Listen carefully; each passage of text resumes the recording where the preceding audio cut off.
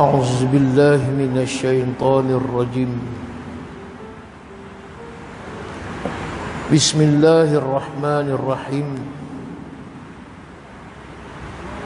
السلام عليكم ورحمة الله وبركاته. الحمد وتعظيم لله وحده، والصلاة والسلام على من لا نبي بعده، سيدنا ومولانا محمد بن عبد الله وعلى آله وأصحابه ومن تبعه ونصره ووالاه. سبحانك لا علم لنا إلا ما علمتنا إنك أنت العليم الحكيم.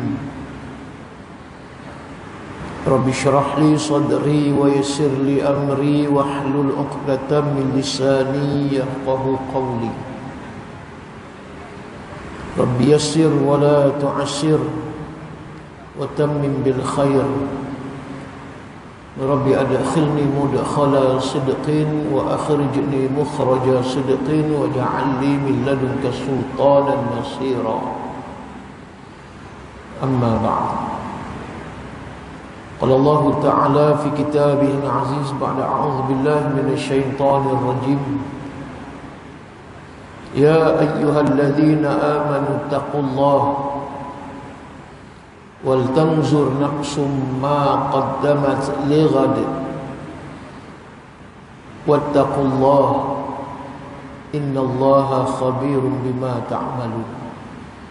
Wahai orang-orang yang beriman, bertakwalah kamu kepada Allah, dan pada setiap diri dan jiwa hendaklah melihat kepada diri mereka apakah persiapan, persediaan, bekalan yang telah dilakukan untuk hari besok, yakni hari kiamat. Dan bertakwalah kamu kepada Allah, sesungguhnya Allah amat memerhati atas tiap-tiap apa yang kamu kerjakan. Wala takunu kalladzina nasullaha fa amsahum anfusahum, dan janganlah kamu menjadi sebagaimana orang-orang yang melupakan Allah, sebenar-benarnya mereka telah melupakan diri mereka. Nanti di akhirat mereka akan diazab oleh kami, kata Allah. Ulaika humul fasiqun, dan mereka itulah, kata Allah, golongan yang berlaku jahat. La yastawi ashabun nari wa ashabul jannah, tidak sama penghuni syurga dan penghuni neraka. Ashabul jannati humul faizun, dan penghuni syurga itu adalah mereka yang mendapat kejayaan dan kemenangan. Shadaqallahul azim. Surah Al-Hashr ayat 18 hingga ayat yang ke-20.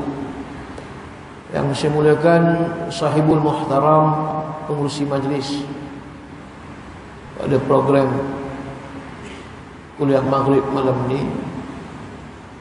yang berbahagia pengurusi masjid Al-Bukhari dan seluruh dan kuasa pentadbir masjid, Tuan Imam, Tuan Bilal,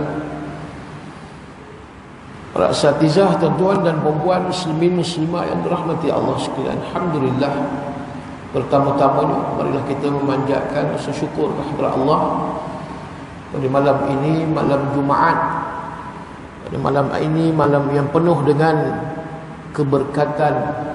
Mudah-mudahan petah lagi malam Jumaat kita menghidupkan, iaitu dengan majlis perkongsian ilmu yang cukup besar fadilat. Kata orang Kedah, cukup besar fadilat dan kelebihan. Untuk mai mengaji ni tuan-tuan, hadir pada malam yang disebut penghulu segala hari, Yaumul Jumaah. Dan sebuah hadis Muslim yang sahih, Nabi menyebut, man salaka tariqan yaltamisu fihi ilma sahalallahu bihi tariqan illa jannah. Barang siapa yang pergi menjalani satu jalan menuntut ilmu, lalu kata Nabi, Allah akan mempermudahkan dia satu jalan untuk dia menuju ke syurga. Yang kita main ni, yang kita mari malam ni tuan-tuan, ni adalah satu jalan road to paradise, jalan menuju ke syurga Allah Subhanahu wa taala. Mudah-mudahan, alhamdulillah, kehadiran malam ni nampak ramai anak-anak muda yang datang, yang hadir. Maknanya satu kesedaran yang cukup positif untuk melahirkan insan generasi yang bertakwa, mereka yang disifatkan golongan yang mendapat kejayaan dan kemenangan. Dan di antara salah seorang ataupun salah satu golongan yang akan mendapat naungan di akhirat nanti daripada 7 golongan, yaumal la zilla illa zillu, pada hari yang tidak ada naungan di akhirat nanti melainkan daripada Allah. Salah satu daripada 7 golongan itu ialah syabab, golongan yang disebut sebagai golongan anak muda, yang mereka ini melakukan ibadatu rabbih, mereka yang melakukan ibadat kepada Allah Subhanahu wa taala. Jadi anak-anak muda, harap-harap kita istiqamah dan selalulah mengajak diri kita untuk berada di dalam majlis yang disebut sebagai taman-taman syurga Allah Subhanahu wa taala, insya-Allah.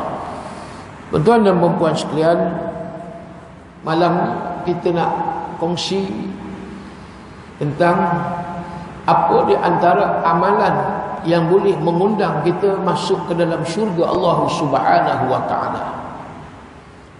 Amalan yang boleh mengundang kita semua ni untuk masuk ke dalam syurga Allah. Baik. Kata ulama, yang pertama di antaranya ialah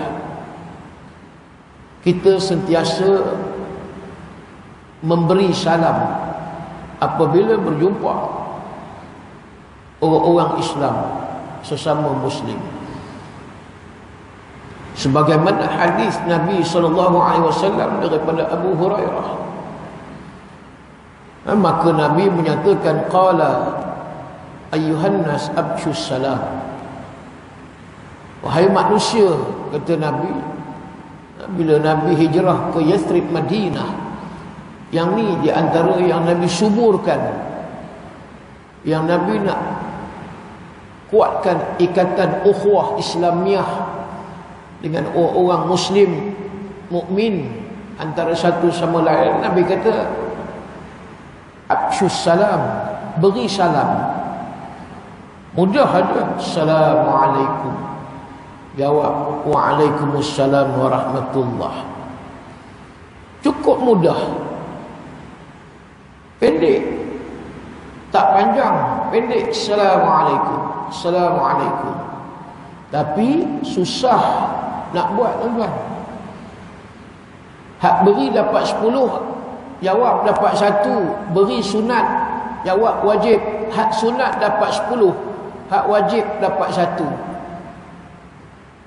Cuba kita fikir, awak lagu tu yang Allah bagi, hak yang sunat dapat 10, yang wajib dapat 1.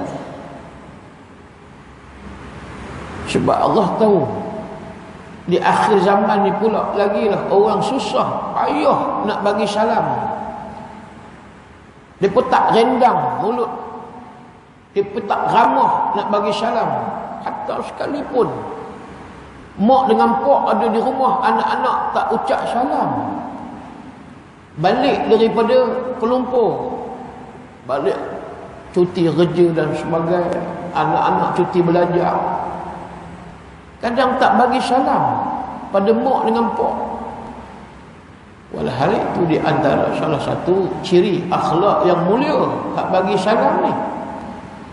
Sebab itu adalah satu doa. Assalamualaikum, doa.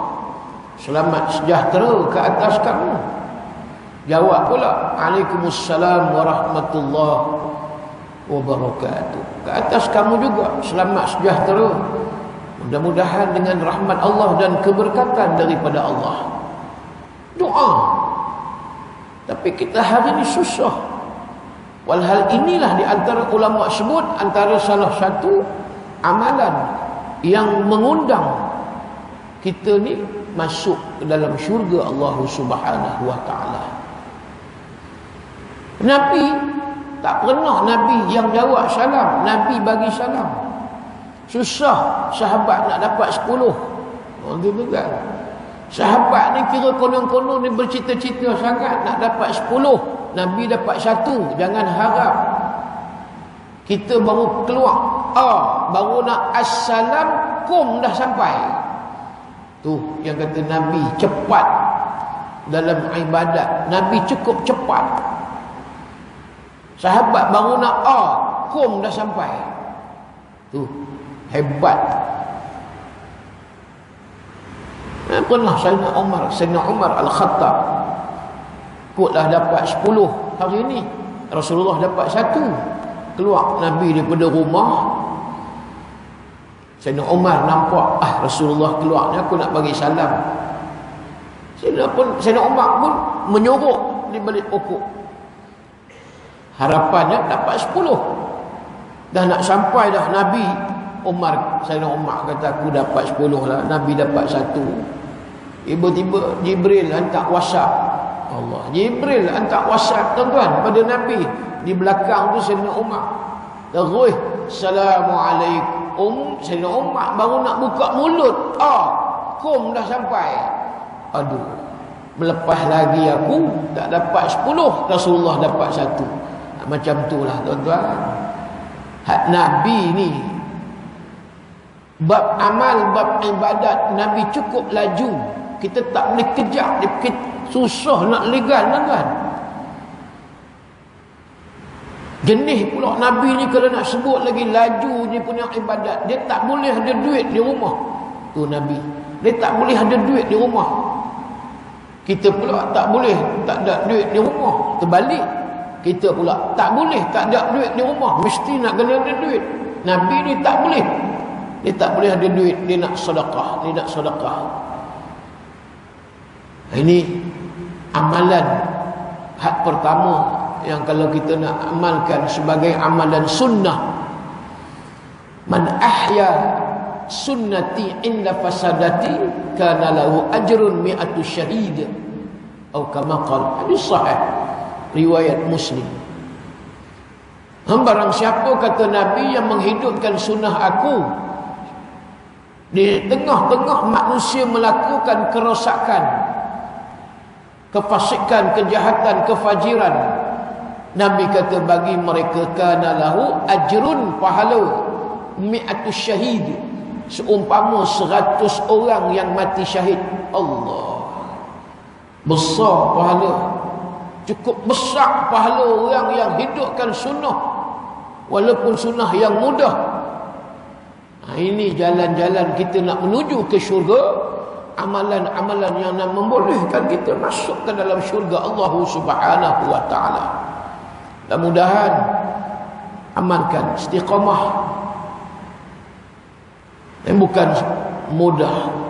Nak sebut ni bukan mudah. Jawab wajib. Memang kita kata wajib aku kena jawab. Tapi yang sunat nak bagi dulu ni payah.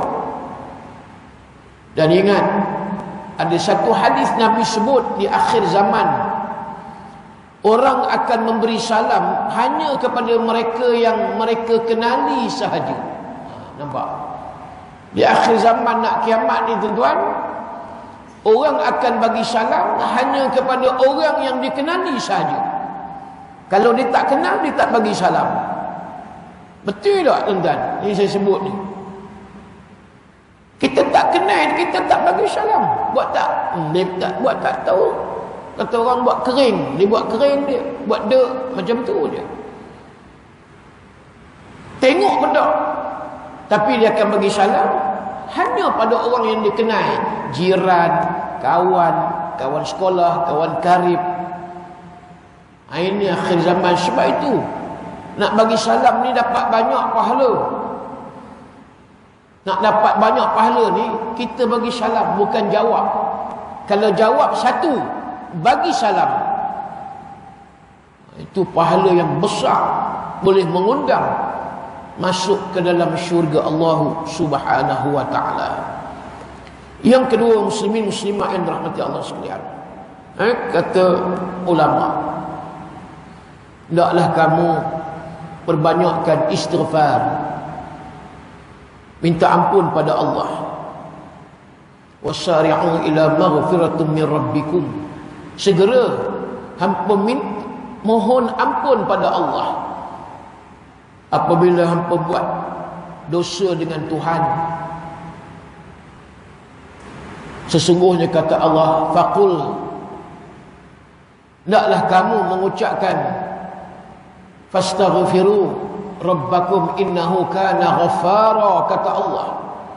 Hampa ucapkan istighfar, astaghfirullahalazim, sesungguhnya aku, kata Allah, Tuhan yang maha mengampuni. Tiap-tiap hari kita buat dosa dengan Allah. Kita ni pendosa. Kita tak boleh nak lari daripada buat dosa hari-hari. Cuma sama ada dosa kecil ataupun dosa besar. Setengah ulama kata tidak ada dosa besar dan dosa kecil. Bila buat maksiat berdosa, setengah ulama. Tapi jumhur ulama menyebut dosa ada ismun kabir, yakni dosa besar, dan yang kedua ada ismun saghir, dosa kecil. Bila dosa besar, kita kena bertaubat. Tubu ilallahi taubatan nasuha, bertaubat dengan taubat nasuha, taubat sungguh-sungguh. Solat sunat taubat. Ini ada syarat lagi, segera tinggalkan dosa besar, berazam tak mau buat lagi, tak mau ulangi lagi. Dan juga begitulah, kita kena cari orang. Kalau sekiranya kita ada buat dosa besar dengan orang, fitnah, ini berat ni, dosa fitnah ni besar. Fitnah orang tu, kita kena cari orang tu. Macam mana hari ni? Bukan mudah. Ini di antara syarat. Kalau kita buat dosa besar, perlu taubat nasuha. Tapi kalau dosa kecil, yang ni banyak. Wa atbi'i sayyi'atal hasanah tamhuha. Hendaklah kamu mengiringi perkara maksiat, dosa yang kamu buat itu, dengan mengiringinya dengan perkara amalan yang baik, tamhuha, lalu dosa tadi gugur, terhapus. Nabi sebut lagi, as-sadaqatu tutfi'ul khati'ah kama tutfi'ul ma'un nar, atau kama qala, hadis Tirmizi. Apa Nabi sebut? Hendaklah kamu bersedekah. Apabila kamu bersedekah, kata Rasulullah, maka dia akan menghapuskan dosa sebagaimana ayak menyiram api, lalu api tadi padam, kata Rasulullah. Api padam. Itu dengan bersedekah. Ini dosa kecil.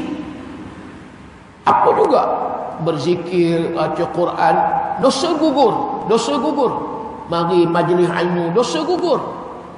Tapi kalau dosa besar, kena taubat nasuha. Sebab tuan-tuan dan puan-puan sekalian, syurga adalah tempat orang yang bersih. Syurga adalah tempat orang yang suci. Tu yang kita ambil wuduk. Kita ambil wuduk, lepas berwuduk, sunat berdoa, syahadu an la ilaha illallah wa asyhadu anna muhammadar rasulullah. Allahumma ja'alni minal tawabin wa ja'alni minal mutatahhirin wa ja'alni min ibadikas salihin. Doa ni nak minta pada Allah bersihkan diri. Jadikanlah aku orang yang sentiasa bertaubat, jadikanlah aku orang yang bersih luar dan dalam, luar dan dalam. Dan yang ketiga, jadikanlah aku orang yang soleh. Ini ciri orang yang nak berada dalam syurga. Kalau kita tak berdoa macam ni, maksud apa dia? Kita takut ni, kita masih lagi dalam keadaan kotor. Minta pada Allah tu tambah lagi. Hak dah wuduk tu satu dah bersih, mari pula lagi dengan doa. Sebab penghuni syurga mereka yang bersih, mereka yang tak ada dosa, mereka yang bersih daripada kekejian, kejelekan. Yang ni tuan-tuan kita kena ambil. Yang ni kita kena ambil. Jadi orang yang bertaubat, orang yang bersih, orang yang istighfar selalu, orang yang bersih. Kalaulah Rasulullah tuan-tuan, sehari Nabi bertaubat istighfar, satu riwayat kata 70 marrah, 70 kali sehari. Satu lagi riwayat menyebut 100 marrah, 100 kali sehari. Nabi maksum Rasulullah. Itulah Nabi beristighfar tak berhenti tiap-tiap hari. Walaupun Nabi maksum jamin syurga, tapi Aisyah tengok suaminya sampai bengkak kaki solat malam, hatta tawaramat qadamat, sampai bengkak kaki Rasulullah. Ya Rasulullah, buat apa lagi nak sembahyang tahajud malam-malam, qiyamul lail malam-malam? Kan Allah dah jamin syurga pada Rasulullah. Tak ada dosa, maksum. Apa jawab Rasulullah? Afala akunu abdan syakura? Bukankah aku ni, kata Rasulullah, aku nak jadi hamba yang bersyukur pada Allah. Tuh jawapan Nabi, tuan-tuan. Ini jawapan ahli syurga. Kita kalau tahu kita ni syurga dah, mampu tak sembahyang dah pun. Hang Halim Din jamin syurga. Eloklah. Aku tak larat dah nak sembahyang. Aku tak larat dah nak bangun malam. Aku tak larat dah baca Quran. Dah Allah sendirilah sebut dah. Aku ni masuk syurga. Contoh tuan-tuan. Lain Rasulullah, lagi dia dijamin nikmat syurga, lagi dia bersyukur, lagi dia bersyukur. Ini maqam yang paling tinggi. Tak ada pada orang biasa ni tuan-tuan. Itulah Nabi SAW. Maka kerana itu segera bertaubat, istighfar. Boleh-boleh ni bukan kata 100, 300 itu paling kurang. Buatlah 1000 kali sehari. Mampu buat 1000 tu kira champion, tuan-tuan. Dan istiqamah. Tak boleh juga barulah 300. Jangan tinggal tiap-tiap hari. Ingat pesanan almarhum Datuk Semai Kamus. Ustaz Datuk Semai Kamus dulu pesan, sehari paling kurang 300 kali istighfar, 300 kali tahlil, 300 kali selawat. Jangan tinggal. Tu Datuk pesan. 3, jangan lupa. Ulang balik. Istighfar 300 kali, tahlil la ilaha illallah 300 kali, selawat Nabi Allahumma salli ala Muhammad wa ala ali Muhammad 300 kali. Boleh buat 1000, tu yang terbaik. Tak mampu buat 300. Yang ni antara amalan yang mengundang kita untuk masuk ke dalam syurga Allah Subhanahu wa taala. Baik, kita faham yang tu. Yang ketiga disebut oleh ulama, pastikan rezeki yang kamu dapat ni rezeki yang halal dan tayyibah. Rezeki yang halal. Dalam surah Al-Mu'minun ayat 51 Allah berfirman, ya ayyuhar rusul kulu min tayyibat wa'malu salihah. Wahai Rasul aku, kata Allah, makanlah kamu daripada yang baik, yang halal dan tayyibah. Yang halal lagi baik.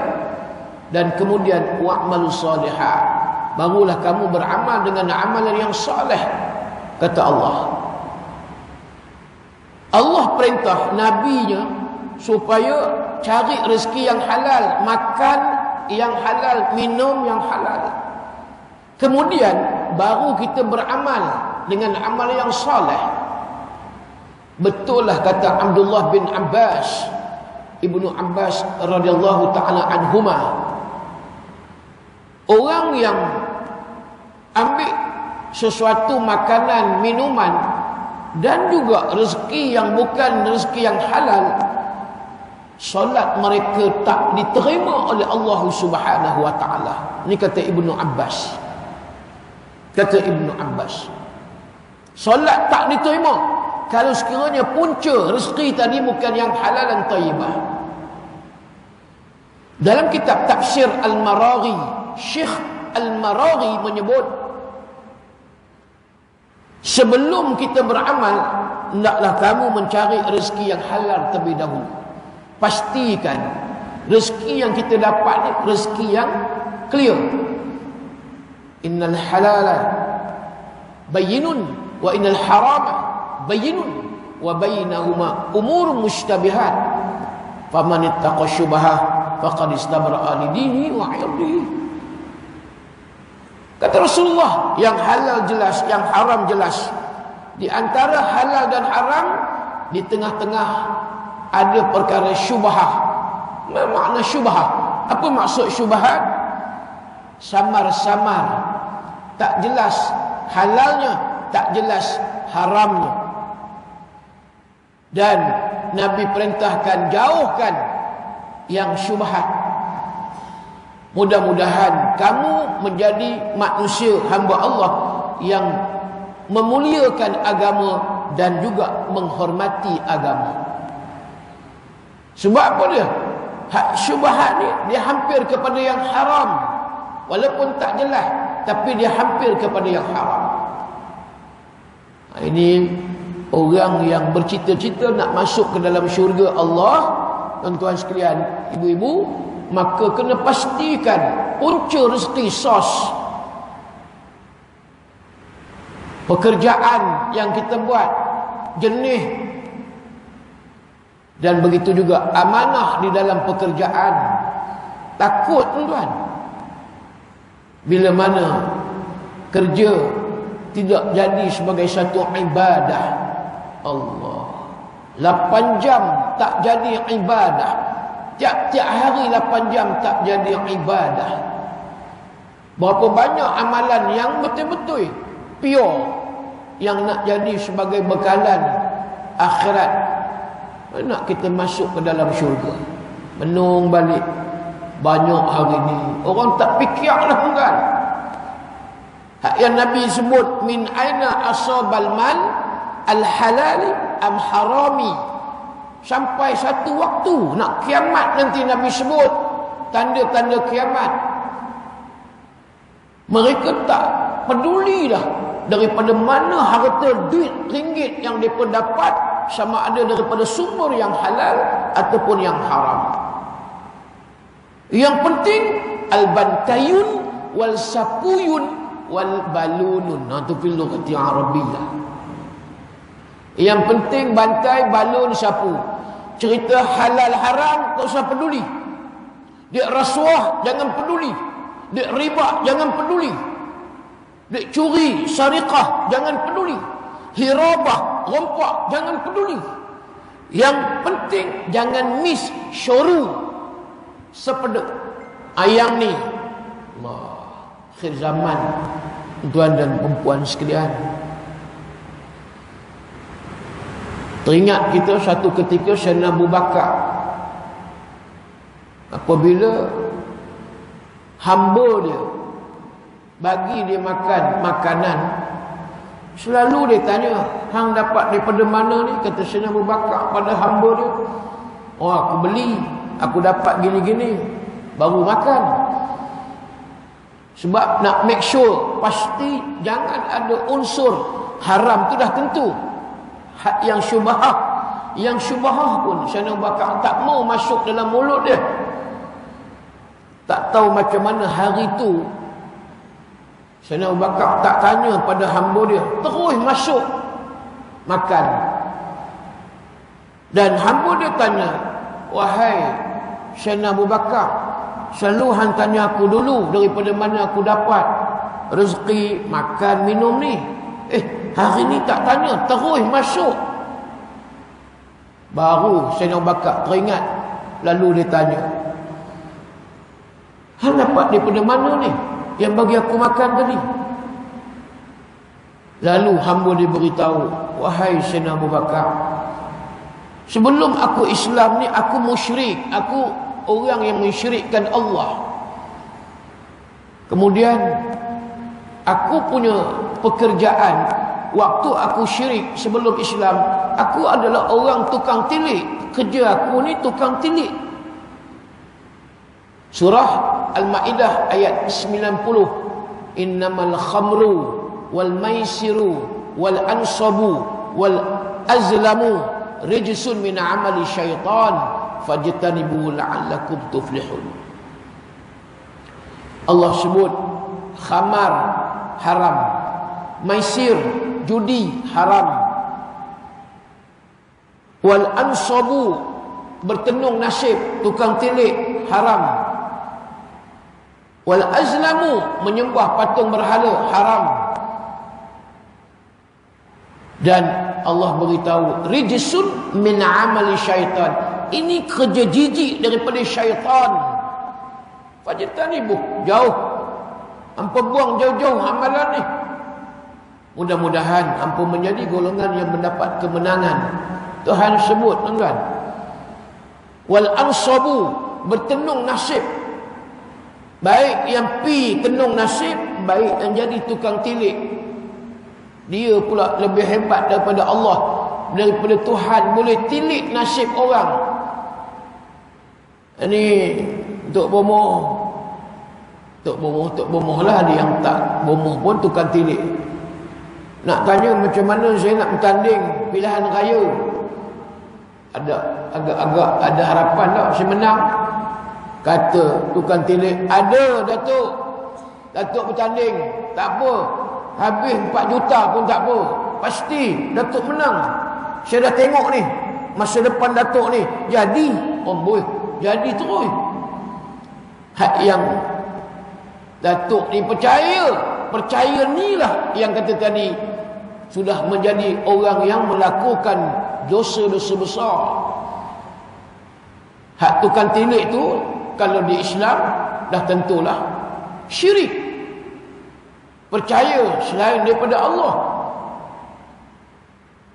Bila mana diberitahu tadi pada Sayyidina Abu Bakar, aku kerja tukang tilik, ada upah dia berapa sekali tilik? 100 umpama.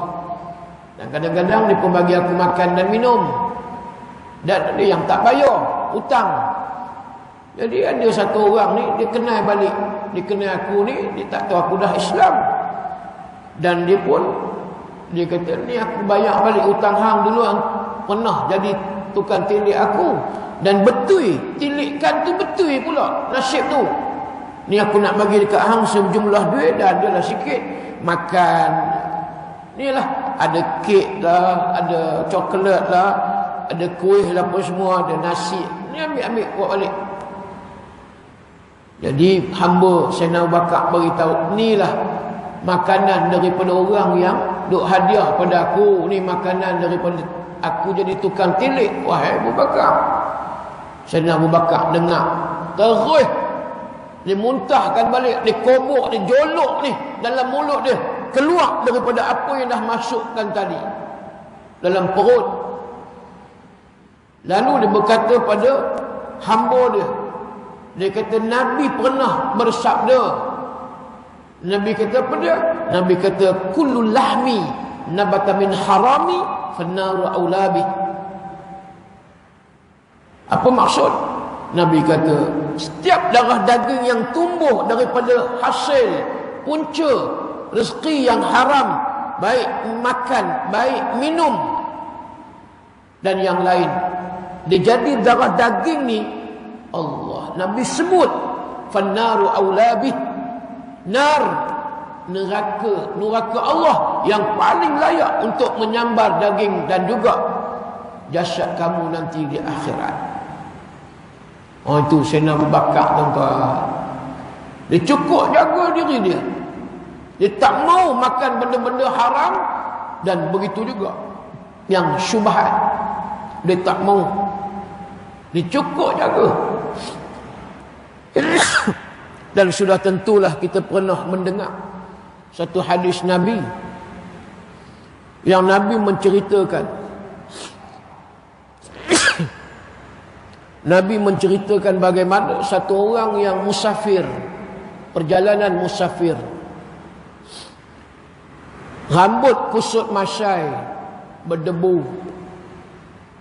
Doa orang yang musafir ni doa mustajab. Di antara doa yang mustajab, bila mana kita keluar daripada rumah, 2 marhalah, tujuan adalah tujuan baik. 81 kilometer. Tu di antara perjalanan musafir, lebih daripada 2 marhalah. Doalah orang yang musafir ni, doa dia mustajab. Nabi kata, dia ni duk musafir, dan terus Nabi sebut yamuddu yadahi ila sama. Dia pun tadah tangan ke langit, Nabi sebut, dan terus berdoa. Wa qala rabbukum ud'uni astajib lakum. Quran sebutlah, berdoalah kamu, nescaya kami perkenankan. Ad-du'a mukhul ibadah. Doa ni otak kepada ibadah. Doa ni ibadah. Kita angkat tangan lepas sembahyang sunat, terus kata fardu hak sunat. Ya Rab, ya Rab, ya Rab. Tu ibadat. Nampak? Very simple, tuan-tuan. Duk berdoa aja. Raf'al yadi indi doa. Tapi dia adalah ibadat. Maka pahala tak? Pahala. Soal Allah nak makbul segera ataupun tak lewat, itu soal kedua. Soal kita angkat tangan berdoa tu ibadat. Dan juga ada yang doa yang tidak perlu mengangkat tangan. Nak masuk tandas, kita baca doa, Allahumma inni a'udzubika minal khubuthi wal khaba'ith. Tak perlu angkat tangan, tadah jenuh kan. Sambung pula lagi wassallallahu ala sayyidina Muhammad wa kencing terus, tuan-tuan. Tak sempat masuk tandas tu. Yang tu. Ada doa yang tak perlu angkat tangan, doa jima', doa nak bersetubuh. Oh jenuh lah, alhamdulillahi rabbil alamin wassalatu wassalamu ala rasulullah. Bang ni abang nak doa selamat ke nak doa jima'? Pula kata bini. Ada doa yang tak perlu angkat tangan. Simple, very simple. Allahumma barik lana fima razaqtana wa qina azabannar. Contoh nak makan, ataupun at least bismillahirrahmanirrahim. Cukup dah. Nak angkat tangan pun boleh, tak angkat tangan pun. Ni yang kata doa ni, tuan-tuan, ibadah. Dan dia tadi musafir, Nabi sebut dalam hadis, dia pun angkat tangan tadi, ya Rab, ya Rab, ya Rab. Hak yang si musafir tadi patut doa dia mustajab. Lalu Nabi kata wa mat'amuhu haramun wa mashrabuhu haramun wa malbasuhu haramun wa ghudhiya bil harami fa ana istajabu lahu. Nabi kata makanan dia daripada sumber rezeki yang haram dan jenis makanan yang haram. Dia pi balun untuk ke darah kambing kena langgak mati. Orang kampung pakak pergi lapah, la ilaha illallah. Dia pun buat kambing bakar, tuan-tuan, kambing golek. Kambing tu mati bukan sembelih, kambing tu mati dilanggak. Kambing, lembu, dia pun tak boleh dah, dia pun kata ni. Daripada kita campak buang tepung pergi tanam, baik kita makan tu ke darah daging. Sedangkan kalau binatang yang halal sekalipun dia disembelih, tetapi Allah sebut wa ma uhilla li ghairillah. Disembelih tidak menyebut nama Allah, bismillahi Allahu akbar, bismillahi Allahu akbar. Dia tak sebut nama Allah, maka menjadi bangkai walaupun jenis binatang halal.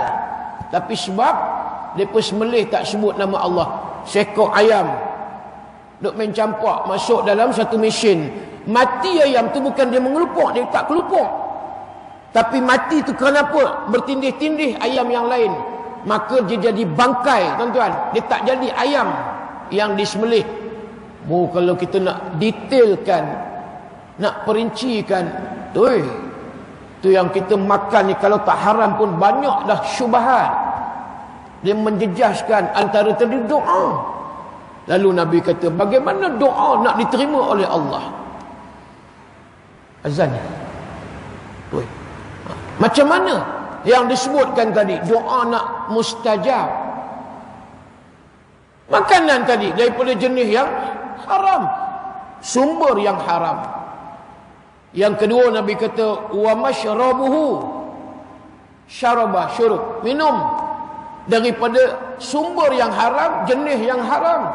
Dah tentulah beer, tiger, Guinness stout, Carlsberg. Ni jenis macam-macam, ada cap kepada tengkorak, ni jenis nala reka ni tuan-tuan, ni arak ni. Sebab pengharaman arak dah ada dalil qat'i. Ayat tadi, innamal khamru khamar. Sebelum pengharaman yang dalil qat'i itu jangan ceritalah. Sayyidina Umar kuat minum arak, tapi masa tu tak haram. Ada arak diperam dengan anggur, ada arak diperam dengan kurma, ada arak diperam dengan gandum. Yang paling berdengung sekali anggur. Anggur ni paling berdengung. Kalau kata kurma tak berdengung sangat, gandum tak berdengung sangat. Tiba-tiba Allah beritahu dalam Quran, arak ni ada manfaat, ada mudarat. Manfaat apa dia? Untuk orang yang musim sejuk, bila minum arak dia panas, itu dia punya manfaat. Mudarat, yang tu lah khayal, dia boleh jadi macam-macam lah. Kemudian pula Allah kata, wala taqrabus salah wa antum sukara. Jangan kamu dekati solat bila mana kamu nak semayang. Jangan kamu nak semayang, kamu jangan minum arak. Sebab ada dah sahabat nak baca qul ya ayyuhal kafirun, daripada la a'budu ma ta'budun dia jadi a'budu ma ta'budun. Wahai, katakanlah wahai orang-orang kafir, kami tidak menyembah apa yang kamu sembah. Tiba-tiba dah berdengung tadi, dia tertinggal la tadi, a'budu ma ta'budun. Kami wahai orang kafir menyembah apa yang kamu sembah. Sudah. Terus Allah beritahu jangan minum arak waktu bila kamu nak mayang. Gelong habis tuan-tuan. Dia jadi tak ingat, lupa. Sayyidina Umar jumpa Rasulullah, ya Rasulullah, aku tak mau jenis kata arak ni syak ada manfaat, syak ada mudarat. Aku tak mau jenis syak boleh, syak tak boleh. Aku nak kata dua, yes or no. Gitu. Sayyidina Umar kata, aku nak yes or no. Boleh ke tak? Nabi tak boleh terus-terus cakap, tak boleh arak ni haram. Tak, selagi tak turun wahyu. Ni yang kata agama wahyu. Ni yang kata pemuda Ashabul Kahfi, mereka mentauhidkan Allah. Agamanya adalah agama tauhid wahyu. Bukan agama Kristian dan seumpama dengannya. Soal perbahasan Ashabul Kahfi, sama ada selepas zaman Nabi Isa, sebelum Nabi Isa, itu cerita lain. Kita tak payah bahas sebelum zaman Nabi Isa, selepas zaman Nabi Isa. Bila ayat Quran, surahnya surah Al-Kahfi, surah yang ke-18, 110 ayat, sebut dah tentang pemuda Ashabul Kahfi. Cuma khilaf, ada yang kata 4, ada yang kata 5, ada yang kata 7. Yang dikatakan pemuda kahfi, mereka bertauhidkan dengan agama wahyu. Itu qat'i. Soal sebelum yang kata Nabi Allah Isa, selepas Nabi Allah Isa, itu cerita lain. Nampak? Mudah tuan-tuan. Jadi nak sebut bila mana tadi Sayyidina Umar Al-Khattab, dia tak mau kata yang ni boleh, syak yang ni tak boleh. Barulah Nabi turun. Maksud Nabi dapat wahyu, Nabi pun sampaikan kepada sahabat. Sebab Nabi wa ma yuntiqu 'anil hawa in huwa illa wahyu yuha. Nabi tak akan bercakap melainkan apa yang Allah wahyu. Sebab Nabi dibimbing oleh Allah Subhanahu wa taala. Nabi tak boleh sebarang cakap, Nabi tak cakap kalau bukan benda-benda yang poin dia penting. Tak macam kita lara tuan-tuan duk cakap, ya Allah nak berbalah. Oh, orang Melayu ni kalau berbalah bergaduh. Kalau berbalah bergaduh dengan Yahudi sedap juga. Ni dengan kita ni, Islam dengan Islam, siapa yang rugi? Nampak? Bab orang Melayu ni tuan-tuan, kalau bab berbalah ni, ya Allah. Kalau zaman Mak Kilau, okeylah berbalah dia nak halau Inggeris, menentang Inggeris. Datuk Maharaja Lela, Tok Bahaman, Tok Janggut, Tok Kenali. Ni tak kita duk berbalah. Mulut ni tak boleh nak keep quiet tuan-tuan. Ni tak boleh. Hak benda yang dia tak tahu pun dia kata dia tahu. Oh, yang ni orang Melayu tuan-tuan champion. Tak maklah bukan orang Kedah. Jauh orang Zimbabwe. Bab berbalah. Rasulullah bercakap atas kapasiti dia sebagai Nabi Rasul. Kalau tak perlu, so no need, dia tak cakap. Keep quiet. Sebab itu Nabi bersabda, man kana yu'minu billahi wal yaumil akhir falyaqul khairan aw liyaskut. Orang yang beriman ni, kata Nabi, maka kalau dia bercakap, dia akan bercakap perkara yang baik. Kalau dia tak boleh cakap benda yang baik, Nabi sendiri sebut aw liyaskut, hendaklah berdiam. Berdiam diri itu lebih baik daripada kita duk bercakap benda yang tak ketahuan, boleh menambahkan dosa. Yang ni kita tak mau tuan-tuan. Cubalah azam tahun baru ni berapa hari lagi ni tuan-tuan. Banyakkan berdiam daripada bercakap benda-benda yang tak elok. Termasuk ni di hujung jari ni tuan-tuan ni. Hak yang kita ada WhatsApp group, yang kita ni gatai tangan ni nak komen macam-macam, kita tak tahu punca, kita tak tahu pun dia. Lebih baik baca boleh, tapi jangan duk tumpang tui, jangan duk tumpang sekaki. Sedap, memang sedap. Dia tekan dia, tulis. Kita tumpang share sama saham untuk ke neraka Allah Subhanahu wa taala. Na'udzubillah min zalik. Jadi balik tu nanti antaranya Rasulullah bagi tahu pada Sayyidina Umar, maka arak tu qat'i syubub ad-dilalah. Dalilnya dah ada, maka haram. Tak boleh dah minum. Umar Al-Khattab terus tak minum dah tuan-tuan. Dia tak bagi tahu dah pada Nabi, dia tak cakap dah kat Nabi, ya Rasulullah, ada lagi satu tempayan, aku nak habis dalam sehari dua lagi ni, sat lah, jangan duk haram terus. Wah, ada bukan macam tu tuan-tuan. Sayyidina Umar ni dia terus sami'na wa ata'na. Sami'na wa ata'na. Aku dengar, aku taat, patuh. Nak dapat iman macam Sayyidina Umar ni tuan-tuan, payahlah. Payah. Jadi sebab itu tadi, makan dan minum tadi dengan yang haram, jenis dan punca haram, pakaian pun hampa beli daripada duit rasuah. Memang bergaya segak tuan-tuan. Piosek ni apa dia? Pakaian sutera asli. Allah haram bagi lelaki pakai pakaian sutera asli. Tak boleh. Sebab dia nak tunjukkan duit-duit banyak. Dia beli, oh ni kain ni berapa meter? 2,5 meter. Berapa harga dia? Hampa jangan tanya harga dia. Hampa jangan tanya harga. Kain songket ni yang kata sampin baju Melayu tuan-tuan, kalau pergi ke butik di Terengganu, di Kelantan, jangan terkejut. Kain sampin ada yang berharga 50,000 satu lai. 50,000 satu lai. Allah, kita pun terkejut, beruklah kita kata 50,000 ni nak dapat gaji aku setahun banyak ni pun jenuh lah. Muntah darah pun aku tak dapat . Tapi ada orang senang dia bayar 50,000 kain songket sampin. Hak baju ni, kain sutera ni 2,5 meter ni, hampa jangan tanya berapa, terkejut nanti 200,000. Oh, dia kata apa dia? Money can buy everything. Nampak? Orang kaya. Walhal dia tak tahu tu sutera tu haram bagi lelaki. Mah orang lelaki boleh simpan tapi tak boleh pakai, hukumnya haram. Jangan buat pasal. Wanita ada yang lelaki boleh pakai, ada yang lelaki tak boleh pakai. Wanita yang banyak lebih hak memakai ni. Jadi kita kena tengok tadi pakaian yang Nabi kata pakaian daripada sumber dan jenis yang haram. Lalu dia berdoa walaupun musafir, doa tak diterima oleh Allah. Ini antara rezeki yang halal dan wajib kita cari. Mencari yang halal itu adalah fardu.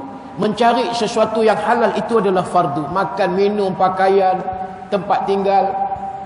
Yang baru ni KWSP umumkan 70% pencarum tidak lagi ataupun belum lagi transfer, pindahkan ke akaun yang patuh syariah.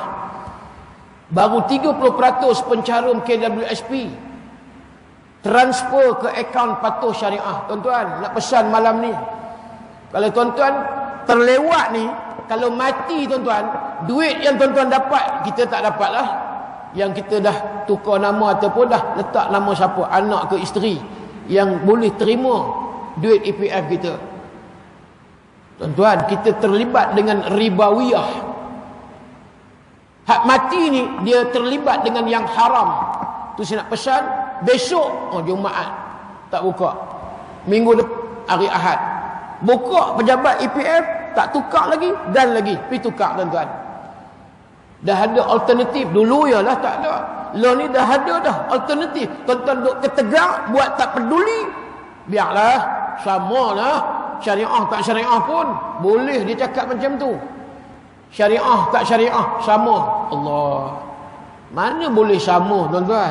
Islam dengan kafir sama ke? Islam dengan Kristian, Islam dengan Yahudi, Islam dengan Hindu, mana boleh kita kata sama? Berdosa tuan-tuan, kita beramal dengan amalan ribawiyah. Rezeki ni syubhah. Kalau tak haram yang jelas, syubhah. Rumah kita nak buat mandi, kita nak buat macam-macam, nak sembahyang, nak tidur, berkat. Berkat ke tak? Daripada pinjaman yang bukan Islamik umpama. Boleh tukar-tukar housing loan yang Islamik. Boleh tukar-tukar, yang mana kita boleh tukar kalon. Hak kereta nak pergi masjid ni, nun, kita ambil loan riba. Tuan-tuan tanggung. Dah ada dah Islamic loan. Perbezaan yang ketara ialah dia ada akad. Kalau yang konvensional tuan-tuan, dia tidak ada akad. Ini muamalat Islam. Akad ni lah yang membezakan di antara Islamik yang tak Islamik. Buku akaun masih lagi bukan lagi wadi'ah, bukan lagi mudarabah, masih lagi konvensional.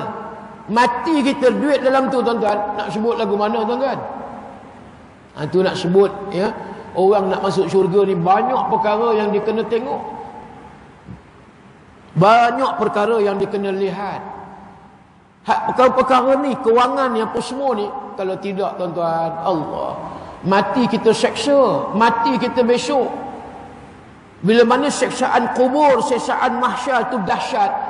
Yang ni petanda kita jauh dengan syurga Allah Subhanahu wa taala. Muslimin muslimat yang dirahmati Allah sekalian. Dengan sebab itulah cari jalan yang Allah redha, cari jalan amalan yang Allah suka, cari jalan yang mana perbuatan segala gerak-geri kita sama dengan apa yang dikehendaki oleh Nabi Rasul Allah Subhanahu wa taala.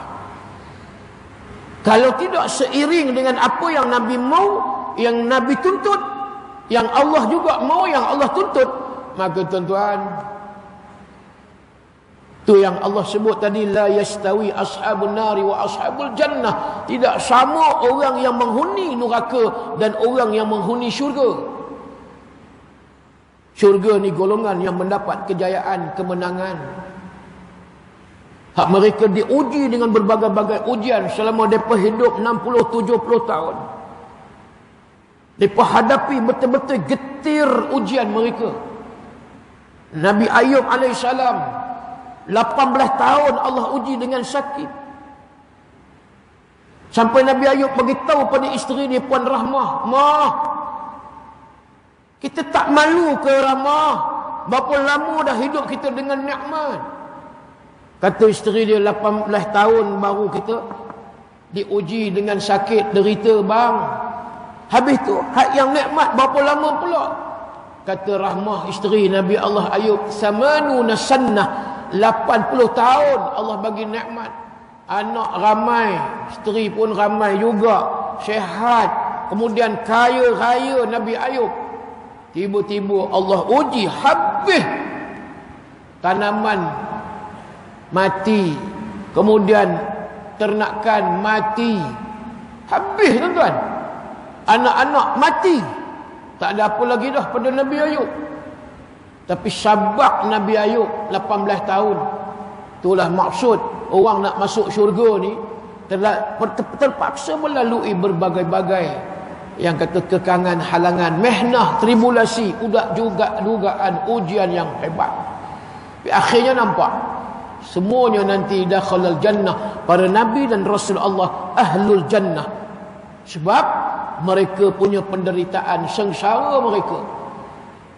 Nabi Allah Yusuf difitnah. Nampak macam mana fitnah Nabi Allah Yusuf. Allah. Itulah hari ni ulama-ulama, tok-tok guru, para da'i, asyatizah tak akan mudah mereka sebagai seorang pendakwah. Akan hadapi cabaran tadi, depan, belakang, kiri dan kanan. Orang yang iri hati, dengki daripada orang awam yang tak ada ilmu. Mereka tengok tok guru ni macam ni, mereka pun nak tumpang seolah macam mereka tok mufti.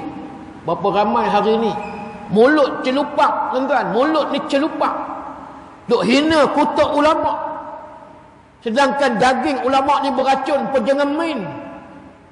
Jangan sewenang-wenang ni melulu duk tabur fitnah dengan macam-macam tuduhan dan seumpama dengannya.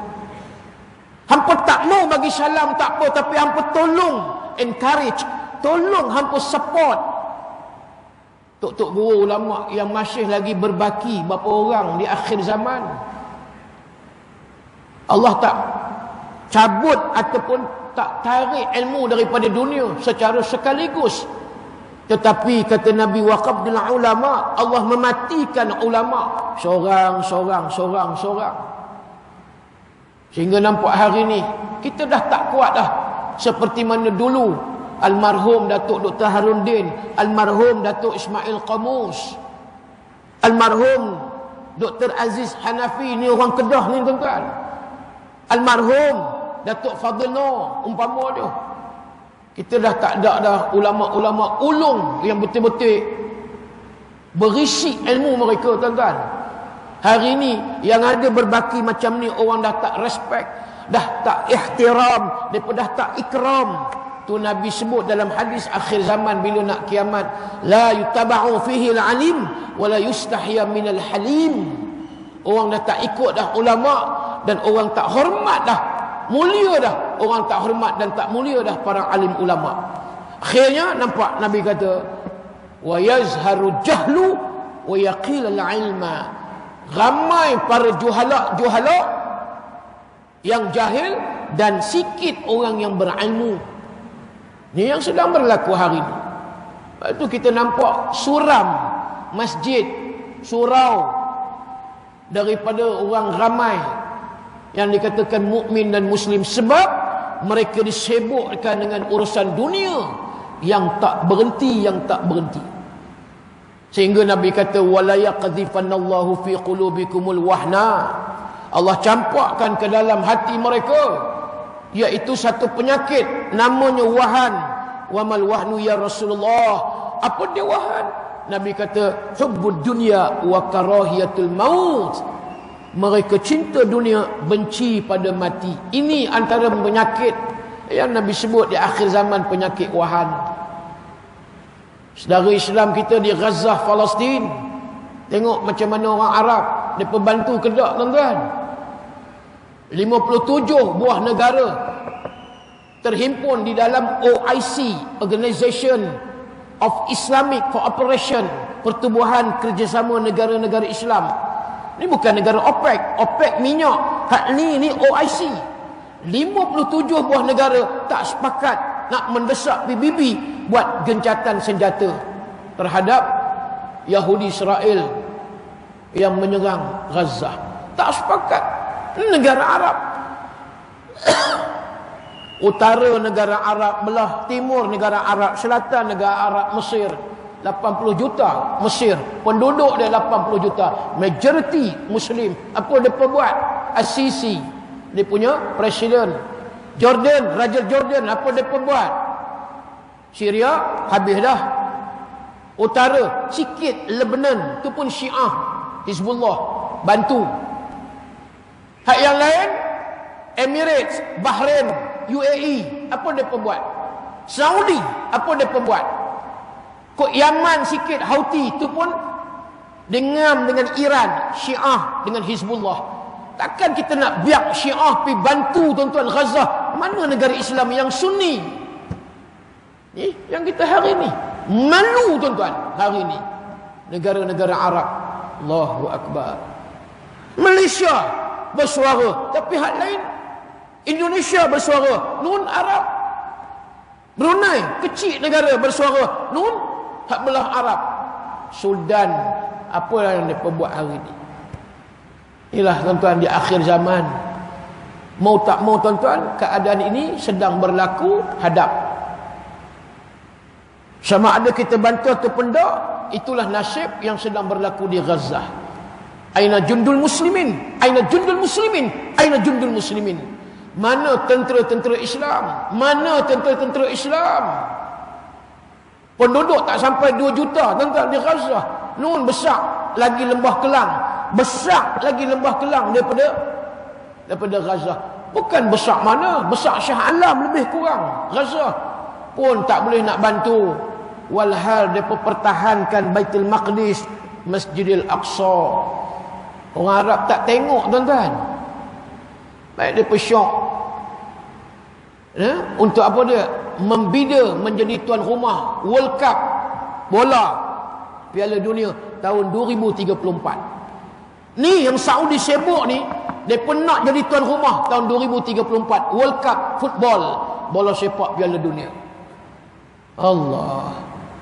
Hari-hari kita duk kunut nazilah, kunut nazilah. Yalah, yang tu yang kita boleh buat. Hak angkat senjata kita tak mampu. Doa. Mudah-mudahan Nabi kata doa itu adalah senjata bagi orang mukmin. Itulah yang kita harap. Ini saya tambah sikitlah apa yang disebutkan tadi. Mudah-mudahan ada manfaat perkongsian ilmu pada malam Jumaat yang mulia ini. Mudah-mudahan kita semua mendapat keberkatan dan juga mudah-mudahan keampunan daripada Allah Subhanahu wa taala. Dan sebelum saya mengakhiri tuan-tuan, di bawah turun tangga belakang masjid ni, di bawah ada sikit jualan amal untuk saya nak bagi tahu. Minyak yang saya bawa ni minyak wangi Raihanah Syifa. Minyak yang saya bawa daripada Dubai. Saya import daripada Dubai minyak ni, dan minyak ni telah disyifa, didoa oleh berbahagia almarhum Datuk Ismail Qamus. Lama dah minyak ni, lebih 10 tahun. Walaupun Datuk Ismail Qamus dah meninggal 2 tahun lebih, minyak ni masih ada lagi. Ya, baki. Ini baki daripada Jampi Ruqyah Syifa daripada marhum Ustaz Datuk Ismail Qamus. Alhamdulillah, ramai dah yang bagi makluman ataupun apa nama feedback yang positif. Tujuan di antara untuk peninding daripada gangguan sihir, santau, saka dan macam-macam lagi, histeria dan sebagainya. Anak-anak nak lembut hati ibu sekalian, nak sekolah ni, takut menangis pula, kemudian tak mau sekolah, cuba sapu dekat dada, cuba sapu dekat kepala, ubur-ubur kepala. Mudah-mudahan ya, anak lembut hati, lapang dada. Dan juga yang anak ni kerap menangis malam, tak menangis malam siang. Cucu kalau tak ada anak yang kerap menangis, cubalah usaha ikhtiar retiak tuan-tuan minyak ni. Ramai dah bagi tahu, alhamdulillah Ustaz, untuk anak-anak menangis. Bukan kata anak, dengan mak-mak yang menangis pun, itu pun dia juga. Mudah-mudahan mak-mak yang kerap menangis, nak mah gelang mah nangis tak dapat, nangis menangis, suami ambil minyak ni lumuk terus. Lumuk pun tak boleh, rendam dengan botol-botol, dengan bini-bini sekali buat mandi. Mudah-mudahan tuan-tuan tak menangis dah pun. Yang belum jodoh pun dah ada testimoni orang Terengganu buat mandi, ya, sebotol ni buat 3 kali mandi. Itu yang belum jodoh. Dah yang dah jodoh malam ni, nak jodoh sekali lagi, itu pun terpulang pada tuan-tuan. Marah orang perempuan muslimat di belakang. Dan begitu juga ada dah testimoni yang stroke, lumpuh, buasir, kemudian dalaman boleh buat minum. Jangan banyak, 2-3 titik masuk dalam botol, dan apa dia dalam air suam ataupun botol mineral. Di section sebelah Shah Alam, dia kanser tahap 4, tahap 3, limfoma. Dengan izin Allah, dia minum 20 botol dia beli. Alhamdulillah, elok. Doktor mengesahkan normal dah. Dan begitu juga masalah orang perempuan, fibroid. Jangan biar, takut jadi kanser, sis dan sebagainya. Orang lumut, muslimat di lumut, dia beli 20 botol. Dia fibroid dia dah 2 tahun.